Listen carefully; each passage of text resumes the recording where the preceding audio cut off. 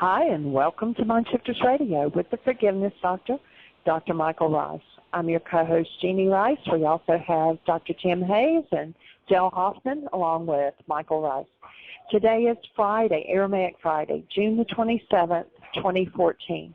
Our call-in number is 646-200-4169, and press 1, and that puts you in queue to talk to us. And we would love to hear your comments and your questions, because that makes this your show. Welcome, Michael.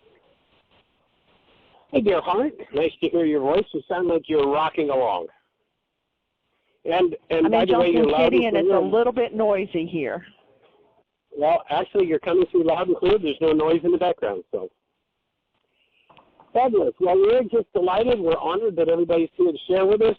It is our privilege to get this time to spend this time in learning, teaching, understanding this awesome ancient tool that we've been given called forgiveness. And of course, the focal point of everything that we're doing is that of removing, that is forgiving, everything that never belonged within our experience. Hold a newborn child, you know it belonged. Anything unlike that newborn experience is a fit subject for forgiveness. And it's Aramaic Fridays, and we've got Dale with us today. But before I introduce Dale, we have a new arrival at Heartland. Actually, Jim, I think, arrived Saturday. So, been here since Saturday, and some of you may know Jim Farmer. He's an early adopter of Heartland. Actually, was here for an intensive the first summer we opened, and was back several times over the years. Spent a year here back about,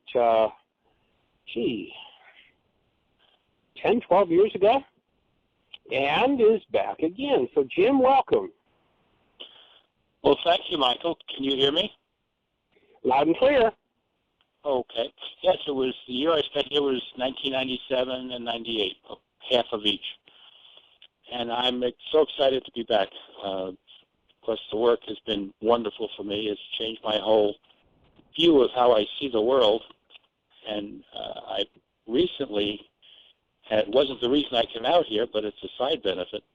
I recently had experienced some severe back pain with spinal stenosis, and it was very limiting. Was bedridden back home for a few months, actually.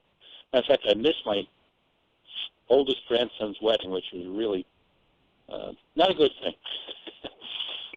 But anyway, I just wasn't able to travel back in early April when he got married. But I arrived here on the 14th of June, and my goal was to heal my back. I mean, I've been walking with a cane since I got back up on my feet. So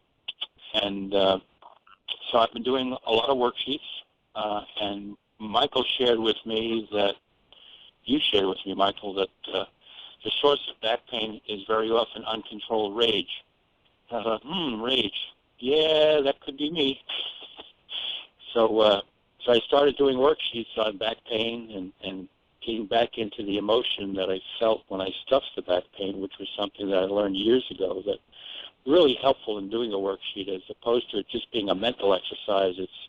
It's really helpful if we get into the energy or the emotion that we felt when we stuffed that pain or rage in the first place, when our thoughts helped us do that. So I had one particular worksheet. It was that third of 5 that day that I just knew I had moved a chunk of energy. I could just feel it. It was emotion come up for me pretty strongly during that worksheet.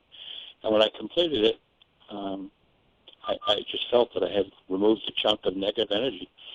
And so a little while later, that same day, I was walking down to the Heart Center from the treehouse where I live, and Mick and Judy were walking behind me, probably 100 feet behind me, and Mick turned to Judy and he said, "Judy, look at Jim, he's walking straight up and he's carrying his cane." And I walked for probably 100 feet or so, or a little bit longer, without the use of the cane, and I was walking straight. Prior to that, stenosis kind of tends to have you lean forward, and that's why you'll see so many people out in the supermarkets, older people, bend forward, is because that's the position that helps relieve some of the pain. So I felt myself. Of course, we know it's not stenosis. it's not stenosis that makes us lean forward, right? Because in that 100-foot walk, you obviously didn't disappear stenosis. I'm sorry, Michael. My phone broke up a little bit. Could you repeat that? I was just offering the thought that, the culture says stenosis causes us to fold over like that. Oh, yes, for sure. Then today, I'm coming up to the office here, and I'm halfway up the office, and Judy is walking next to me. Halfway up to the office, I realized I forgot my cane, and I was walking straight up and didn't even realize it. So it's just phenomenal, and I expect I'm going to be here for at least 2 months and perhaps longer. I expect before the 2 months is up, I'll be walking straight and not even thinking about my back. Anyway, Michael, I thank you, and Jeanie, I thank you, and the work is just phenomenal. I can't thank you guys enough.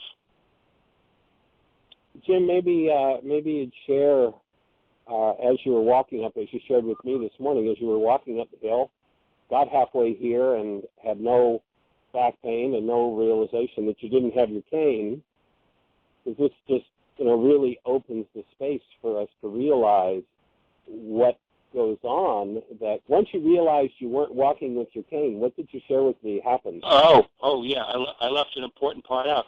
When I realized that I had forgotten my cane, a few steps later, I started to walk slower, found myself bending forward a little bit, and the further I got along, as I approached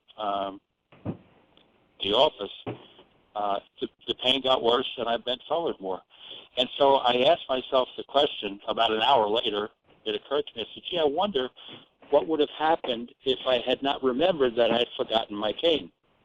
And my thought that bubbled up for me was that, you know what, I bet if I had not remembered I had forgotten my cane, I would have walked straight up without pain all the way up to the office. So it was really super strong evidence that it was the thought that I had forgotten my pain. I forgot my cane, pardon me. Forgot your pain? Yeah, that was. That was a Freudian slip. I had forgotten both, the cane and the pain. I think I would not have experienced pain, and I would have walked upright. And it was just that thought that brought me back to the place of remembering, oh, yeah, that's right, I'm supposed to be in pain. I'm supposed to be bent over. Wrong, Jim. That's not the way the Creator intended for me to walk on this planet, or any of us for that matter. So anyway, it's been a great 2 weeks, and a very interesting day today for sure. And again, Michael, blessings and thank you so much. I appreciate all the work you've done and the way you've been in support of myself and my family all of these years. Since 1989 was the first year I came here. Anyway, I don't want to take up any more of your radio time, but thanks for inviting me on. I appreciate it. Actually, Jim, you're not taking up time, you're contributing time, and we appreciate that because it opens a space, and maybe this can be the kickoff for where we're going to head with the Aramaic with Dale today. I don't know if Dale has anything particular in mind, but you remind me of a piece of research that was done by a medical doctor, a guy named Braun, and he took a woman who had diabetes and multiple personality disorder into the laboratory. He has all of her stats. She's got diabetes. If you give her insulin, or you don't give her insulin, she's likely going to go into a coma and die. And then, having her all hooked up and measuring all her stats, they induce a personality shift. In other words, they do something that gets her to shift out of her normal persona into a different persona. Usually people who have multiple personality, they call it a disorder, but usually people who have that, it's an adaptation to tremendous amounts of abuse and strain and stress. And so the true multiple has different energy packets, different mind energy packets, different identities that resonate and rule how they feel, how they think, and their physiology. And so they induce a personality shift in this woman who's got full-blown diabetes, and all of a sudden there is no trace of diabetes whatsoever. I mean, literally in that instant, there's no trace of diabetes. If they gave her insulin, it could kill her. And, you know, it really, if you go to the opening words in the book of John in the Aramaic where it says, in the beginning was the mind energy, and the mind energy became flesh, you realize that what we were being told is how this world operates. And, of course, when you forget your persona that's supposed to be doubled over in pain and, oh, I have a physical problem called stenosis, therefore I must stay bent. When you forget that and a different energy runs in the system, having let go of some of that unconscious rage, then that frequency is governing your structure, and in that instant is what creates your physiology. And my offering would be that the minute you remember that I don't have my cane and I'm supposed to be, that different mind energy comes in, and literally the instant the mind energy shifts, the physiology shifts. Because there is no such thing as a physical body. There's only energy. And the energy that we engage in determines what our physiology does. Our culture teaches us that we're supposed to get old. So what do people do? Their physiology reflects aging. Is it possible all of that's a lie? And I'd like to use that as a segue into introducing Dale Allen Hoffman, who's our resident. We're blessed to have our resident Aramaic scholar, the scholar in practicum, one who is a practical scholar, not an ivory tower scholar. And his website is daleallenhoffman.com. I just heard from somebody the other day. Dale and I had done a workshop in Asheville, North Carolina a couple of weeks ago, and one of the people who was there bought a package of Dale's CDs and DVDs, and just texted me a couple of days ago saying how impactful it was being in her life. So if you're interested in getting more of Dale's information, you can get it from his website. And Dale, welcome to the show. How do you be, sir? I'm phenomenal, and it's been great. It's been a great opening to the show. I've been sort of a fly on the wall, which is nice. Not that I want to be a fly per se, but you know, you spoke of the ape, and I spoke a lot of, well, the word was, I believe you said persona, which would be ape in Aramaic. Ape is such an interesting word because ape, it's a funny thing because it's three letters. It's actually, technically, if you look at it on the page, it looks like it should be pronounced apa, which is an interesting thing. It's almost the same as the word Abba, which is that word for our Father, but instead of a bait, the second letter in there is a pay. And what's interesting about the letter pay, which is the puff sound in Aramaic, pay, like a P sound, pay is a letter that means to puff up, or to puff up in the mouth, actually, is what it means, or to just basically yak from the mouth, to gush from the mouth, which is interesting how the word ape, which is the word of persona, which means mask or veil or hypocrite, all those words are the same word ape. It literally means to puff up at the mouth. And, you know, we live so much of our life from the persona, or in the persona, the false self, what you would call the digital self or the non-being self. And it's an amazing thing for me to be out on the road and to meet people. I just spent a week and a half in Florida to be able to help them realize that there is that false self. And when you sort of help them disengage that for even just a few microseconds, just the look in their eye makes everything worth it. It's just amazing to see the spark. That happens in the forgiveness process. It happens a lot of times. You don't know when it's going to happen. It just kind of comes up behind you, very feminine, wraps her arms around you. But it's really cool to see that. I saw that quite a bit over the last couple of weeks, the people going, oh, hold on, not realizing that they've been living from the false self. It's just a beautiful moment to see it open. Well, and my offering would be that false self is the residence and the root of every disease process that we will ever experience, and that's why forgiveness is so powerful. We'll go back to Yeshua, and he says, in order for you to live, you've got to die. And what does that mean? If you don't understand there's that false self, you live by dying, that makes no sense.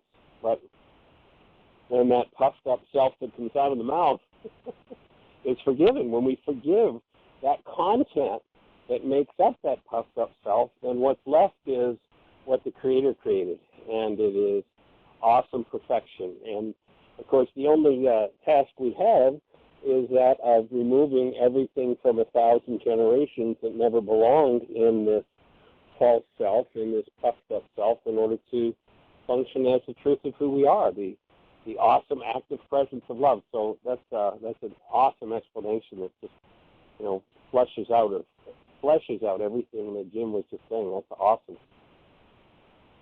And when that happens, that in that forgiveness moment, or even just one of the things that I was explaining the other day, in I think it was in Fort Pierce, Florida, where I was saying that kind of like a good example is like when your child enters into the teenage years, and I can't remember who said it. I think it was Larry Dossie. Somebody said that he put his daughter to bed at the age of 11 and didn't see her again until she graduated college.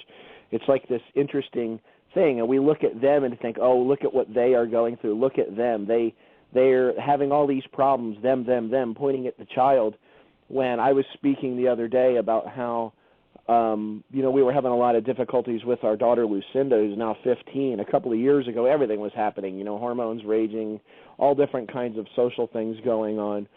And I was just watching her one day, and I just saw her in a different light. I just let down the mask for just a microsecond, and I just literally burst into tears, because it was like, look at all this that we as parents project back onto the children, which is the very thing that when we were her age, when we were Lucinda's age, we're like, oh, I'll never do that, and of course, you nail it in there, cement it in, and then here we are, and those words are flying out from my own mask, and it's like in the beginning, they're flying out of your mouth, and you don't even realize you're just completely unconscious, but the more and more you awaken, you start noticing them as they're leaving, and then you catch them before they leave, and then ultimately they're not there to resonate out anymore at all. You just don't even feel it anymore. But what an interesting process. You think you got a lot of stuff handled, and then you've got a teenager who's going through all this stuff. Everything's just upside down. They're trying to figure out who they are, where they fit in the world and everything. And then all of a sudden, all that stuff you haven't processed in your own heart, all of a sudden here it comes. And wow, it's an awesome process. And yet, still, even after all these years of work, and just constantly peeling back layers and burning away the bushel baskets within myself, obviously there's still more. And like you say, you've only got, all of the previous generations to move through. So it all happens in this moment, though. That is an awesome process. And when you realize, one day Jeanie was... I had her computer down at the Heart Center, and we were talking about 100 generations, 1,000 generations back, and that the Aramaic language being a genetic language, when they said the sins of the fathers will be passed into 3 and 4 generations of those who hate me. I mean, that's such an awesome piece of information. And I can remember being told, the sins of the fathers, and wondering why I get punished for what my father did, or his father, and then realizing that the Aramaic is a genetic language. It had nothing to do with the Creator punishing anybody. They were just telling us how genetics work, that the frequencies, the energies that were put in are going to move from generation to generation until somebody chooses to remove them if they're not serving the structure. And that Jeanie had her computer and did the math, and this was several years ago, so my number may not be accurate, but at this level, it doesn't matter how accurate it is. But it was something like 5,845 to the 90th power. So 5,845 with 90 zeros behind it is how many people you and I have in 100 generations of our bloodline. And so you can get a real sense of why the work isn't over in a day, a week, a month, a year, 10 years, 20 years, 50 years. It's a lifetime of work. And to awaken, to the idea of being born again hasn't got something to do with saying magic words. The idea of being born again is literal and real. if we're stuck in this persona, if we've given up the truth of who we are, and we're stuck in this persona, and we think that's who we are, then we're asleep. And we are bound by the servants, literally, as Yeshua said 2,000 years ago, by the servants at our own household. Our own temple, this body-mind unit, is meant to serve us. And yet, if the dynamics that have been stored from 1,000 generations are resonated into activity, the average person just succumbs to whatever that frequency is and believes that what it's experiencing, what's showing up in its mind, which is all totally internal, is actually happening out there in the world and is somebody else's fault. And that's just such a deep state of sleep. And, you know, to me, one of the most important insights of this work in the last 45 years has been the definition of denial. That denial is when I think or speak as though something outside of me is causing something to happen inside of me. So somebody says, you know, well, I just can't hang around here. I can't stand you because there's something wrong with you. That person is so asleep in their own unconsciousness, they have no idea that what they can't stand is inside of themselves, that it's part of their own persona. And they couldn't experience it if it weren't in there. And there are people who will speak in language as though it's actually about somebody else, what they're feeling, what they're experiencing, the reason that they have to leave, they have to run away, they won't speak up, they won't. The reason is because of what you did or what you said. And that state of sleep is what destroys generations and generations, causes all suffering, pain, trauma, disease.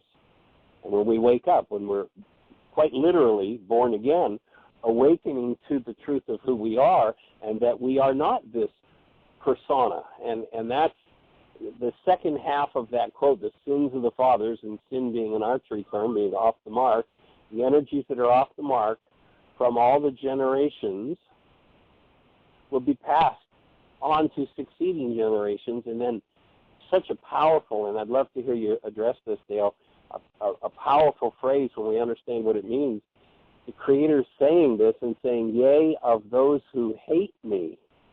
And that word hate there, not being as in a love-hate relationship, but those who are separated from me, that is, who cannot bring forward the active presence of love, can't awaken, can't be born again, can't step into the true self because they don't have the processing power to move out those generational patterns. So those who are separated from the active presence of love can't clean up their own multi-generational database, and they're stuck and lost in it. That simple little phrase that sounded like a threat, the sins of the fathers will be, is just such an awesome piece of information, as is everything else when you've got the Aramaic understanding of it. Any thoughts around that? Well, you know, when you say that word hate, there's really only one clear word that was translated as hate in Aramaic, and it's the word sneh. And that's exactly what sneh means. Sneh means to either uproot something or to cut something in half, like to divide it, to separate something. And that's almost actually the meaning of what the word blasphemy means. Blasphemy means to cut something away from its source. Again, to uproot something. And, of course, that also, it's the meaning of so many words in Yeshua's language. Satana, what we know of as Satan, is a being divided against itself. Akil Kartsa, which was the tempter, the accuser, the resistor, is, again, it's the inner critic. It's us fighting against us. Yeshua was constantly speaking. It's kind of like the way I say it. It's almost like he was speaking in a negative connotation to put light on the places where we cut ourselves in half. Like, as an example, I talk about how, you're standing next to a mountain and you see a rock in the mountain, and you're looking at the mountain, and it's a mountain, and all of a sudden you pull the rock away and you stand 10 feet away. Now you say, look, I have a rock, and that's a mountain over there. But yet the rock is the mountain, and that's what sneh means. It means to cut. It's that false self, and you cut it away, and it looks like you're cutting the person in front of you away from source. You're saying, oh, no, I hate them because they're not living it, or I hate them because blah, blah, blah. And it's all the projection. When we cut apart ourselves inside of ourselves figuratively, of course that all projects, and we project it onto our image of the person standing in front of us. And we look at them and we say, well, I hate them because, it's an interesting thought, because just in the last year, I've been very consciously looking at some of the people in my life, that even people that I felt are very spiritually, awake in one way or another, and I started paying a lot of attention of listening to certain people's languages. And one of the things I heard a lot from one particular person, I kept hearing hate. I hate this person's music. I hate that one's music. I hate this. I hate that. And I went, wow. I mean, that's a really interesting, and it wasn't a confrontation. I said, that's a really interesting way. I'm surprised, it's been there the whole time for years since I'd known them, but I had never awakened to the thought of the word hate. And I was like, that's just an interesting way to live. Maybe you could find a different word or go in and find what is it, rather than sort of re-script the words that you're saying, working from the outside in. Look at other possibilities of words you can use and simultaneously go in and find what it is inside of you that keeps pulling you back to that hate. Because in Aramaic, sneh literally means to cut something, to uproot, rip something away from its source, to divide it, to cut it, which again, along with all those other words, it's also the word for doubt, which is interesting. Well, it's not the word for doubt. The word for doubt is tetplug, which means to cut something in half, to divide something and say this is not that. And that's what doubt means. So when you hear do not doubt, it means do not divide, which would be the same, also with the different word do not hate. Do not cut yourself from source. Keep yourself connected. Keep yourself plugged in. And it's interesting that all of those, every single solitary phrase that I can think of where Yeshua spoke of do not divide, keep yourself single, every single solitary one of those phrases in Aramaic or words were mistranslated. Every single one, not a single one, is still translated as to cut something from its source. They all ended up being translated into things like bushel baskets, Satan as a person, an accuser, a resistor, a tempter, a devil, a demon, all of those words, ape, the mask, doubt. Not one of those is translated in modern times after all the mistranslations with the word divide or cut something away from its source. I find that so intriguing. And it's right there at the root of every single one of those words. He was constantly saying, look, we're talking about one singular unity of being. We're talking about a life that is not separate from our perception, but rather, the way I phrase it lately, I tell people when you look in the mirror, we have to let go of that thought that thinks that somehow what we see in the reflection is separate from that which is observing it, because we sort of live our life through the reflection, which is the mask, which is what's cut from the source, and it's not real. It's only real in that we're perceiving it, but we're not separate from that. And it's amazing to me that all of those phrases, when you take them back, all those things that meant to cut something away from truth, and to almost, it's that digital word. Again, it's you take small samples of something rather than a pure sine wave, all of a sudden it looks like the sine wave, it looks like the real experience, but it's not. It's a carbon copy.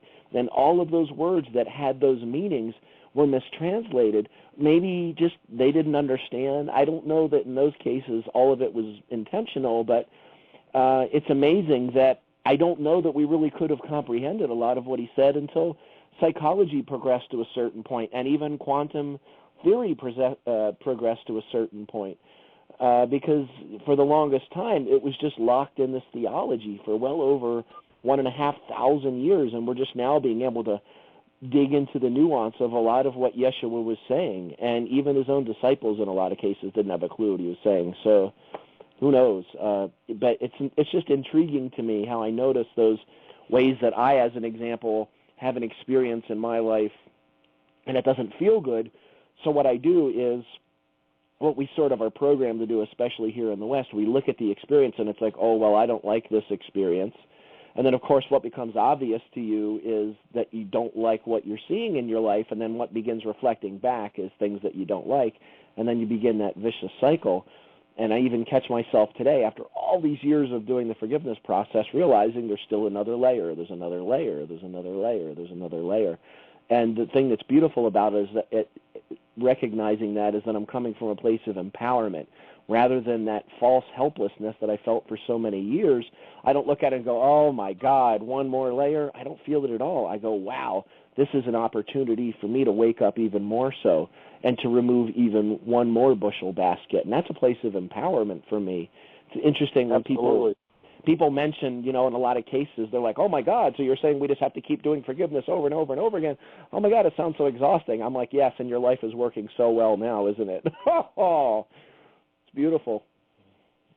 Well, it ties back in. There's a story that we tell at a key point in the forgiveness process around the canceling of a goal, and that is the story of the rose and the butterfly. For those who perhaps haven't heard it, imagine we have a rose and a butterfly. They meet, they fall in love. We give them each an ego. They meet, they fall in love. They have this wonderful time together, and then one day the butterfly up and flies away. The rose, knowing that the love of the butterfly is the most important thing in its life, uproots itself to give chase. And what happens to that rose? Obviously, it dies. Why does it die? It dies because it made something more important than being connected to its source. We all started out exactly the same way. Hold a newborn child. We all started out as this awesome, active presence of love. And then the world started to teach us that something was more important. And we started to take on the ability to form goals that were not in harmony with the true self. And by doing so, we separated from the true self. And there's only one mistake in all the world, and that is I made something more important than being connected to my source, which is love. And when I cancel that goal, then and only then can I return to that source, because it is that goal with all of its attendant energies that keeps me away from awareness of my connectedness. And so that whole process is one of forgiveness that returns us to the connectedness, the importance of living in that absolutely fabulous state of connection to love. And in order for you to live, you've got to die. You've got to die to the old self, and all its goals and all its garbage has to go. And that's the process of reawakening to the truth of who we are. And we are the inheritors of 1,000 generations of goals, the desire for this, that, and the next thing. And they're all the things that keep us from our true essence, our true being, and the truth of who we are. And those energies, when we put them into our physiology, are what destroy our physiology. So the genius of it, and of course, when you marvel, Dale, at how every word that represents that true problem has been mistranslated, it makes perfect sense. Yeshua says you've got to have the eyes to see and the ears to hear. You've got to have the brain cells. People could not, no one can translate the words for something they haven't experienced. People who are sitting in the ivory tower going, this word means this, and that word means that, and that word means that, cannot possibly, if they haven't done the experience, translate something they have no brain cells for. You've got to have those eyes to see and those ears to hear. And, it means you have to actually step into the process and do your work and realize that separation, pardon me, and remove that which separates, the act of forgiveness. Otherwise, no translation is possible. To me, that's one of the things, Dale, that causes me to refer to you as a practical scholar, because you're in the fray. You're in the process of doing your work. You're not sitting up in some ivory tower looking through a magnifying glass at letters going, I wonder if we could change the meaning of that word to something else. I wonder how the Greeks, I wonder if... But you're living it, and you're in the fray. That's a good voice. That's a great voice.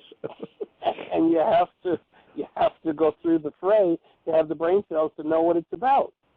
And, You look at the people who created the doctrines, the dogmas based in rage, and they're ragers. The doctrines based in fear, and they're fear. They have no connection to love, no connection to their source. Oh, they have this thing called approval, and they approve, and they're nice, and they pat the people on the head who do everything that they want, but they don't have the direct experience of being free from the separated self in the full-blown experience of the active presence, because they refuse to face what's in them and clean it out. So they make up all kinds of doctrines and dogmas, but doctrine and dogma will never get you the direct physiological experience of the presence of the love of God. It will never go there. But when we stop, we apply the tools, we get a taste, and then what else is there to do but to go after that? Yeah, I've had a couple of places writing that my book that I actually went in and I started feeling like a little bit of I felt like a little bit of like a hostility of judgment kind of thing about people that, you know, I felt weren't getting it kind of a thing. And it was funny because I kind of pulled myself back in the writing and I went, well, that's an interesting thing. I was pointing, you know, and I started realizing, you know, how can I communicate in such a way in the writing of the book that is less about, you know, me pointing a finger, and it was more about, you know, living it. And that's exactly what I did. I sort of brought it all back to, look, you know, I think the best thing, again, it was, well, I think we talked about it last week, or maybe it was the week before. I think it was last week, and I was talking about how it talks about in the Khabouris Enlightenment about chocolate. We can talk about chocolate. We can spend 20 pages on chocolate. I can do a 4-hour documentary all about chocolate, a 4-part series that plays four nights in a row. And let's just say, you know, unfortunately, you know, 1,000 years down the road, let's say there's no such thing as chocolate. How do I actually put that into a documentary? So I make this amazing documentary all about chocolate 1,000 years from now, talking all about the taste of chocolate. And yet I can't imagine anything that I could possibly say ever that would be able to put the taste of chocolate across on the page. And it's the one thing that I'm really, really, really so incredibly focused on in my work is I'm interested, you know, like as an example, after I left Heartland in 95, my first sort of full-blown experience working with the Aramaic experientially, I went and bought every single solitary book that Rocco Errico had written, and everything I could get my hands on, at least from George Lambda, and I read them all, and I was like, well, that's nice. What's next? So then I found Neil Douglas Klotz, and I got, you know, really deep in everything he said. I went, okay, what's next? So then I started getting into all these scholarly books, and then I started going to these different symposiums and biblical language things, and I started getting into other languages, and I kept going, what's next? What's next? And it was just this constant pursuit for something else. And it was like several years down the road when I went, hey, Dale, guess what? All of the what's next is keeping you from actually trying to put any of this into practice and actually living it. There's always some sort of outside thing. And the outside thing is, again, looking for something outside is yet again, it's that division that I was speaking of. It's somehow thinking that there's something outside of me that's going to somehow complete somehow that one key or that one piece of information is going to complete the whole thing. And I realized that, you know, I wasn't really supposed to be in the room that's just obsessed with gathering information in their head. And I'm not saying that there's not an importance in that. Yeah, of course there's an importance in it. But if the rubber doesn't hit the road, the map is going to do you absolutely no good whatsoever. The map is not the terrain. It's not the territory. You've got to actually either go on the journey or, you know, shut your mouth and just talk about maps the rest of your life, you know. And that's the thing for me. I'm interested in map makers. I'm interested in the people that are, you know, putting certain things down on paper. But I'm not all that interested anymore because I realize that so much of it is just this circle that comes right back upon itself, and it gets deep in all of the, it's not even deep really, it just gets confused in all of this rhetoric and all of these things of does it mean this or does it mean that. And it's like, look, if you're not willing to put it into practice, bless your heart, thank you for your work, but I really don't have a deep care for what you have to say anymore.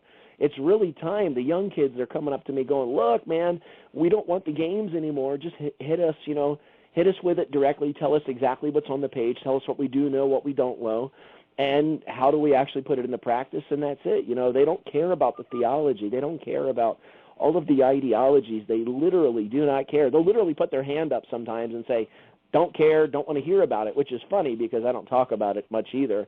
I might, if somebody, I feel a lot like in when Yeshua was asked about the greatest of the ordinances on a human sense of what we must live up to, and he didn't answer with that. He answered with the greatest of the Orita, which is that law of light that lives through us. It's kind of what I see myself out there doing. People are coming to me with whatever their framework is of who they think I am or not sure or whatever it may be. I'm a Bible banger. I'm a Bible hater. Who knows what they're thinking. And if there's any challenge in what I'm doing, it's exposing those places where we divide ourselves and realize that if we're not living it and putting it into practice, then it doesn't matter how much we understand about it.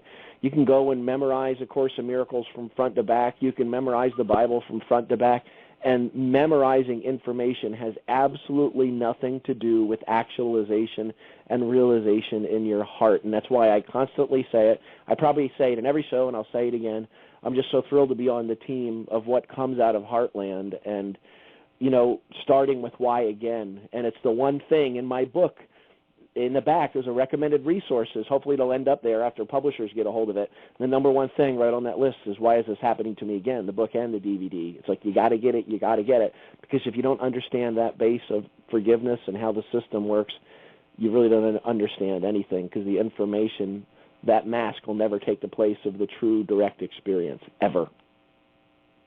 Well, it's interesting that you brought up that first law, because that's exactly where my mind was and where I was going to head next as you spoke what you spoke. And when you listen to the directive that Yeshua is given, he's giving them all this understanding and the use of the tools, and they say to him, what's most important in all that you're teaching us? And what does he say? Go hold a newborn child. Well, no, that's not actually what he said. But in essence, that was it. Hold a newborn child, and you know what human life is. Have a human life, now you have the experience that all the doctrine and the dogma is pointing to. But all the doctrine and the dogma will never give you that experience. What will give you the experience? What did he say? Here's how it works. You maintain a condition in your mind. You keep a gateway called Rahma open when you think of the Creator, when you think of neighbor, and that's how you maintain self. First order of business. Maintain the truth of who you are, this awesome presence of love, rather than being separated from who you are, the source of your true being and the self that is true. And then he gives, to me what is, I can remember the first time I had the insight of what this next phrase meant, and it was so exciting to me that I got on the phone and I called 200 years of religious experience, 200 years of religious life. I called everybody that I knew, a priest, a minister, a rabbi, a nun, anybody and everybody that I knew had an interest in the law, and I said, do you realize what this means? Have you ever looked at this? And everybody went, okay, so what? And it was interesting, the weekend we were teaching laws of living here at Heartland, and there was a minister here who was speaking at a church about an hour away from here. And we went to the service, and that particular topic was the topic that this preacher preached on, was the first law. And they had a Bible, and I don't remember which Bible it was that they had. And the whole essence of maintaining that condition of love was just totally lost on it. And the importance of the next phrase when Yeshua gave them the answer, here's what you must do. Maintain your human life, maintain love through Rachma when you think of the Creator, when you think of neighbor. And then he says, for upon this, that is, upon this condition in your mind, the active presence of love, hangs the law and all of its prophets. In other words, if you walk up to a Bible with a mind based in hostility or fear, and you don't have a mind of love, you are going to tear that book to shreds and destroy people's lives with it. You look at how many people have been destroyed through the fear of God. You know, they talk about this great and wonderful dogma and doctrine, but they've never had the direct experience of the active presence of the love of God in their physiology, because you can't get it out of a fear-based teaching. And for me, that was such an exciting insight. And these 200 years of religious experience that I talked to, it's like, it didn't mean anything. It's like, so what? What do you have to have first? What's the protocol for living and understanding what this thing called a human life is, and understanding the law and the prophets? You've got to have a human life first. You've got to have the active presence of love in you. If you don't have it, you can't understand it. And you look at how many have made up stories, and I mean, what do we have? We've got 41,000 sects of Christianity.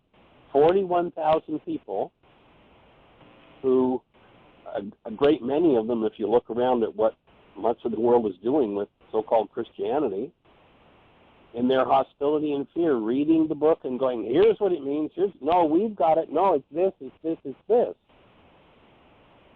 And my offering is, the best truth you can find is, don't believe a word I've got to say. Here's some tools. Go have the experience. Don't believe a word I've got to say. Here's some tools. Go have an experience. Go create the active, the remembering and the presence of the action of love in your physiology. Then you can start to talk about the law and the prophets. Until then, if you haven't had that experience, forget it, because you're wasting your time. Yeah, it's the law that where we talk so much, people talk till they're blue in the face about some sort of outside law that we have to live within, like these fences, when it's funny how everything that Yeshua spoke of was about tearing down those fences and understanding that there's already an innate law, a guidance system, that law of light, the Arita, that lives through us when we just allow ourselves to get out of the way. And it's in all of his teachings. It's in the Beatitudes. It's in Tuvehun. It's over and over in all these different places saying, look, this is already in your system. If you would just let go of all those bushel baskets that you pile on top of that natural light, it will live you. And it's a guidance system that you don't have to second guess. The terrain is embedded in the journey itself, but it's not going to happen and it's not going to work when we're laying our own self-made human map on top of the map of truth. And the map of truth is not something that you can necessarily look and see in the physical realm. It lives through us when we're open, and it happens in those moments in still point. It happens holding the baby. It happens after the forgiveness process when you feel that wide open. You just feel it. You feel that light. You feel that essence. That's who we are. And everybody's constantly looking for something out there. It's not out there. And how do you tell if the roadmap that's being followed is made out of the non-being belief systems or is made out of truth? Is there a word based in hostility or fear in it? You listen to how many people, there are people who will actually stand up and quote as though it's in the scripture, the beginning of wisdom is the fear of God. And I've talked to so many preachers who said, that's not the word, it's not fear. They go, oh, no, we know that. It's like, well, why are you still using the word fear? Yeshua says, The power of life and death is in your words. Why are you still using the word fear? Oh, well, you know. Not much of an explanation for that, but the minute that fear comes into the game, we know we're separated from the active presence of love because there's no love in fear. There's no fear in love. Because that's what fear means. It's the ultimate separation. It's like, hello. Exactly. Cut off from. Cut off from. So we get so many that they start out and pound that terror into a child and that self-deprecation and that self-destruction, and they do it supposedly in the name of God. And it's like, wake up, folks. Yeshua says you've got to look into your errors in thought and the errors of your society. Take him at his word. Actually believe what the man said and start looking for those errors. If it isn't about love, it isn't about the Creator. Well, what about all those stories? You know, go for all those stories. Men have told a lot of stories. But if it's not about love, it's not about the Creator. It just isn't there. Wow. Let's say hello to Dr. Tim and see if he has any thoughts to share with us on this topic. Well, I'm thoroughly enjoying the topic. I can tell you that. I don't know if I have anything of value to share. I was just thinking about the past week and the layers of denial and how effective and efficient the system is. And several times this week I have relived in my mind how totally clear and calm and sure I was of myself at lunch on Tuesday talking to Mark. And he said, "Oh, I bet you must have had a lot of anger at that person who did that." And I said, No, not really aware of any anger at all. I do have that sick feeling in the pit of my stomach, though, and went on and on and on.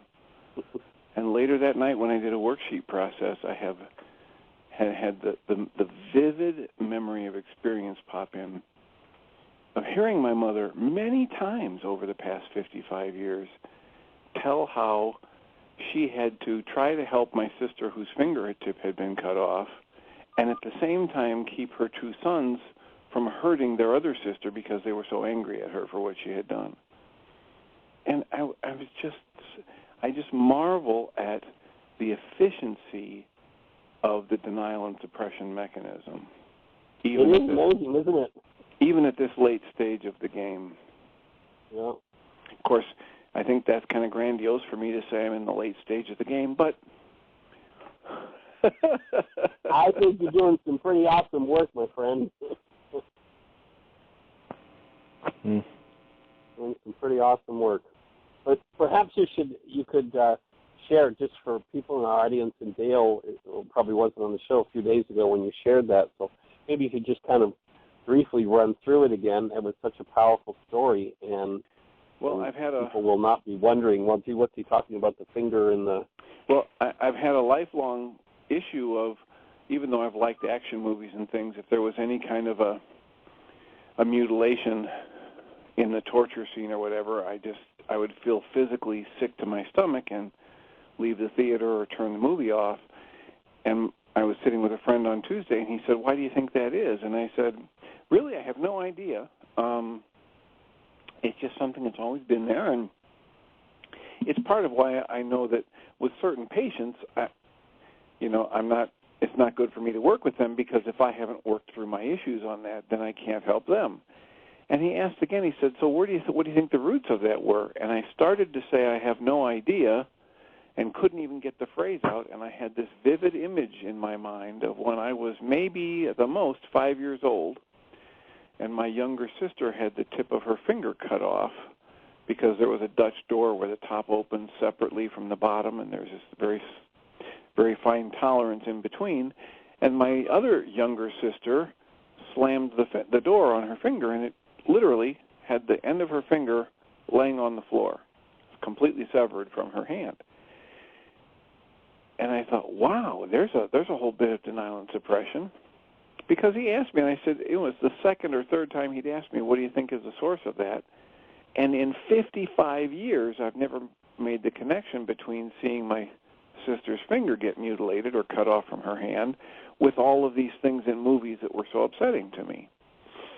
And then he said, wow, I bet you had some real anger for the sister who slammed the door on the other sister's finger. And I said, oh, no, not really aware of that at all. I do have that, but it's interesting, though, how that's connected to the nausea, and I'll have to do some worksheets on that.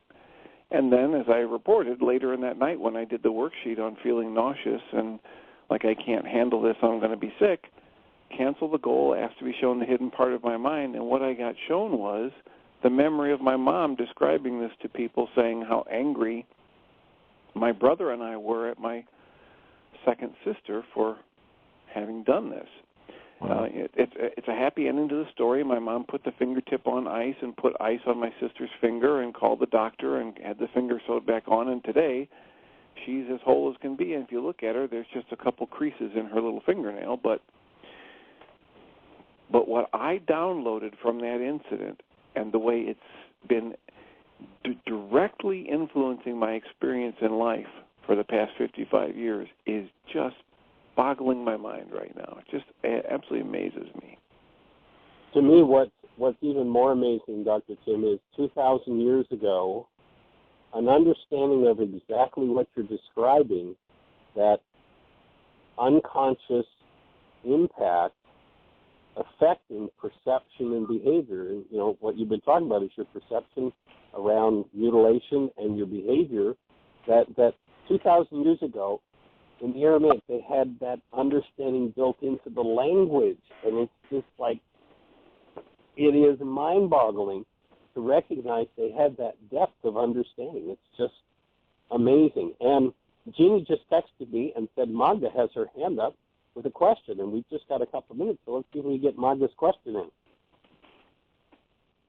She actually has dropped her hand. So, Magda, if you're still on there, hit 1 again. Otherwise, Dale, we've got just a minute or so left. Do you have anything to add to that idea of the Aramaic having the understanding of those unconscious dynamics? Because to me, that's like so huge. You know, what's really sort of up in my heart right now is that there's just so many people that I've seen that are, you know, that just label themselves experts, or, you know, like they've got the whole thing figured out. I'm so thankful, and I have such a great gratitude for being able to just let go and let go, that knowing that there's always something more to know, and that, again, it's not about information, it's about transformation. It's about realizing that if we're not bringing it into our heart and living it, then what we think we know in terms of the information really doesn't matter, because everything Yeshua said was about the magic, and that true magic of life, the true awakening, is something that you can't find in this world, something that's not in time and space. It's not letters on the page. You know, it's not a piece of information that you didn't discover yet. It's something that happens in the journey itself. And I'm just feeling such a great gratitude. This has been a really profound show in so many ways from beginning to end. And we are out of time. And we're going to have to close the show. Thank you, Dale. We'll look forward to talking with you next Friday. In the meantime, everybody, bring a stranger to the show on Monday, parent-teacher talk on Monday, and give the world the best gift you can possibly give of the best year yet of your eternity.